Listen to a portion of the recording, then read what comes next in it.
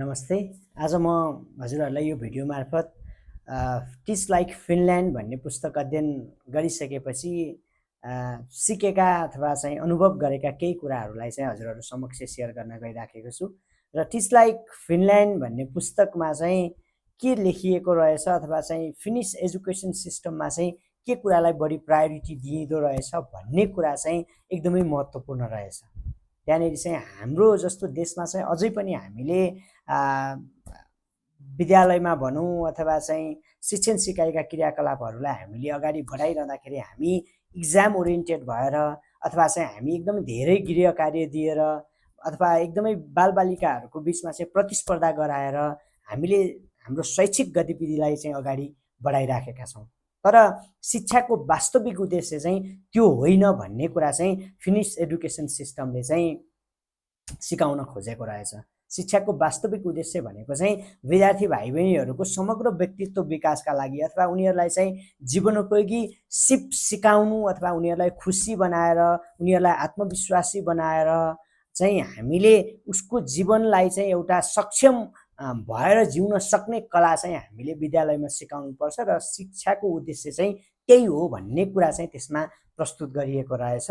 र हामी चाहिँ इक्जाम ओरिएन्टेड मात्रै हुनु अथवा चाहिँ हामीले चाहिँ गृह कार्य एकदमै धेरै दियो भने चाहिँ विद्यार्थी भाइ बहिनीहरूले धेरै शिक्षण अथवा चाहिँ परीक्षाहरू हामीले धेरै लियौँ भने उनीहरूको सिकाइ उपलब्धि चाहिँ हामीले निरन्तर परीक्षाको माध्यमबाट चाहिँ मापन गर्न सक्यौँ अथवा मापन गरियो भने चाहिँ उनीहरूको सिकाइको स्तर चाहिँ अझै बढ्छ भन्ने अथवा चाहिँ विद्यार्थी भाइ बहिनीहरूको बिचमा चाहिँ शिक्षण सिकाइका गतिविधिहरू सञ्चालन गरिरहँदाखेरि चाहिँ प्रतिस्पर्धात्मक हिसाबबाट हामी अगाडि बढ्यौँ भने चाहिँ सिकाइ उपलब्धि अझ बढी हुन्छ भन्ने जस्ता किसिमका कुराहरूमा हामी अझै विश्वास गरिराखेका छौँ। तर फिनल्यान्डमा चाहिँ त्यस्तो कुरा हुँदैन रहेछ।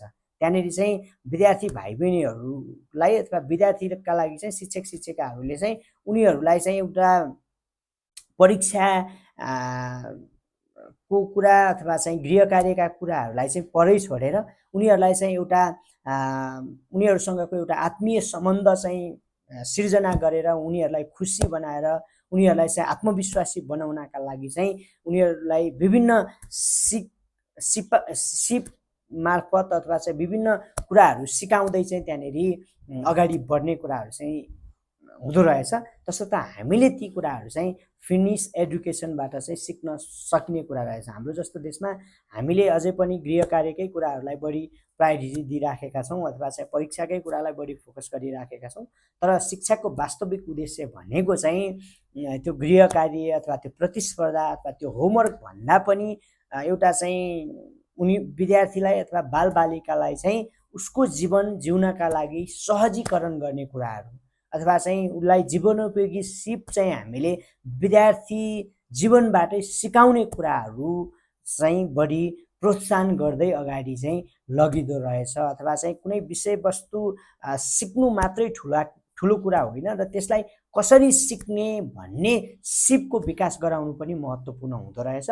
र त्यो कुरा चाहिँ फिनिस एजुकेसन सिस्टमले चाहिँ विद्यालयमा विद्यार्थी भाइ बहिनीहरूको लागि चाहिँ सिकाउँदो रहेछ। जुन सिप अथवा जुन ज्ञान उनीहरूले हासिल गरिसकेपछि उनीहरूको जीवनभरि त्यो कुरा चाहिँ काम लाग्छ अथवा जीवनभरि उपयोगी हुन्छ, त्यो कुरालाई चाहिँ बढी प्रायोरिटी दिएर चाहिँ त्यहाँनिर अगाडि बढिँदो रहेछ। र त्यहाँनिर चाहिँ मेजर हामीले सिक्नुपर्ने कुरा फिनिस एजुकेसन सिस्टमबाट के रहेछ त भन्दाखेरि हामी चाहिँ बढी उपलब्धिमा अथवा चाहिँ परिणाममा चाहिँ बढी फोकस भइराखेका छौँ। तर उपलब्धिभन्दा पहिला चाहिँ सुख समृद्धि खुसी हुनुपर्छ होइन, अवसर चाहिँ सबैका लागि समान हुनुपर्छ, शिक्षकमाथि चाहिँ हामीले विश्वास गर्नुपर्छ अथवा सिकाइ चाहिँ विद्यार्थी केन्द्रित हुनुपर्छ र हामीले विद्यार्थी भाइ बहिनीहरूलाई एकदमै चाहिँ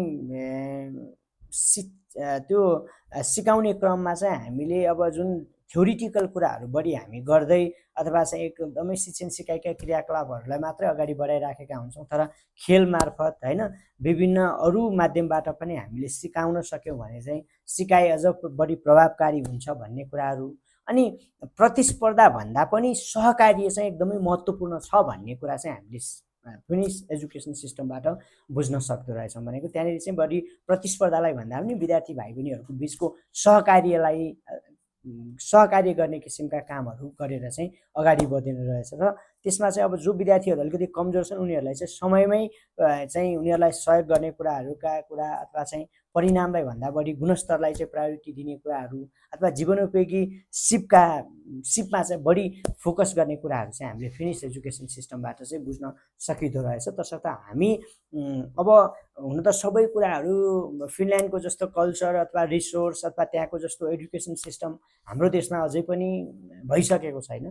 तर हामीले थोरै कुराहरू चाहिँ त्यहाँको एजुकेसन सिस्टमबाट बुझेर अथवा सिकेर हाम्रो क्लासरुमसम्म हामीले इम्प्लिमेन्ट गर्न सक्यौँ भने हामीले विद्यार्थी भाइ बहिनीहरूलाई अझ बढी खुसी बनाएर अझ बढी आत्मविश्वासी बनाएर चाहिँ हामीले पनि हाम्रो तर्फबाट केही जीवनोपयोगी सिप अथवा चाहिँ एउटा जुन लाइफ लङ लर्निङका कुराहरू चाहिँ हामी त्यहाँ जोड्न सक्छौँ कि भन्ने कुरा चाहिँ मैले जोड्न खोजेको। तसर्थ हामीले त्यो बुक अध्ययन गऱ्यौँ भने हामी शिक्षा क्षेत्रमा लागिराखेका व्यक्तित्वहरूले चाहिँ त्यहाँबाट सिक्नुपर्ने अथवा सिक्न सक्ने धेरै कुराहरू रहेछन्। तसर्थ म सम्पूर्णलाई यो बुक एकचोटि अध्ययन गर्नका लागि हार्दिक अनुरोध गर्न चाहन्छु। धन्यवाद।